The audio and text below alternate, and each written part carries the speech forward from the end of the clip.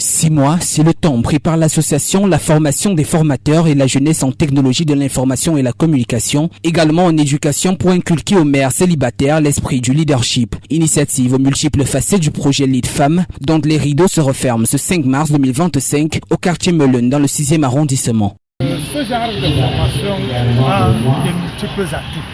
Non seulement elle permet de sortir la jeune fille célibataire qui a des enfants en charge de la précarité en lui offrant un financement.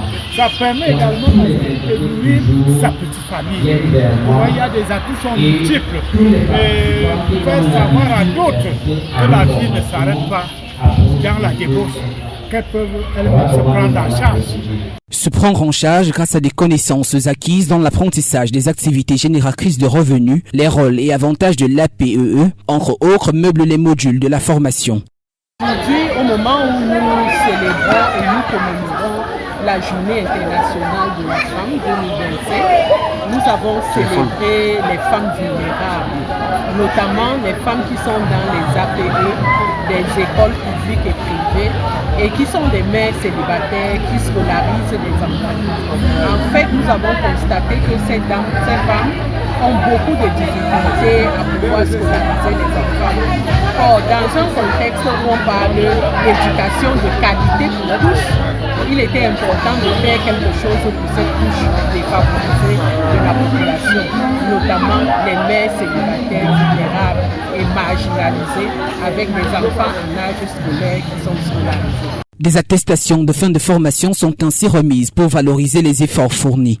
Ça fait 6 mois que j'ai fait la formation à Melun et l'aspect qui m'a le plus marqué dans la formation, c'était le leadership, quand on parle de leadership et la parentalité positive.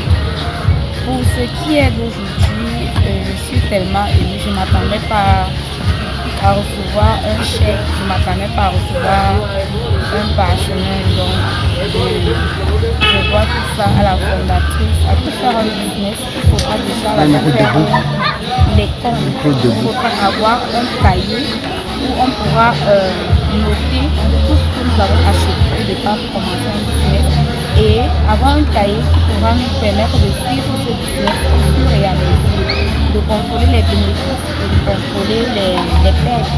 Parce que dans le business, il y a les pertes.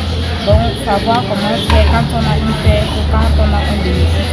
Comment savoir faire pour booster le business, ne pas rester statique, donc de temps à deux. Donc, c'est ça qui m'a le plus marqué. À quelques jours de la Journée internationale de la femme, former cette dernière au leadership s'inscrit en droite ligne du thème prévu pour la célébration pour une égalité homme-femme.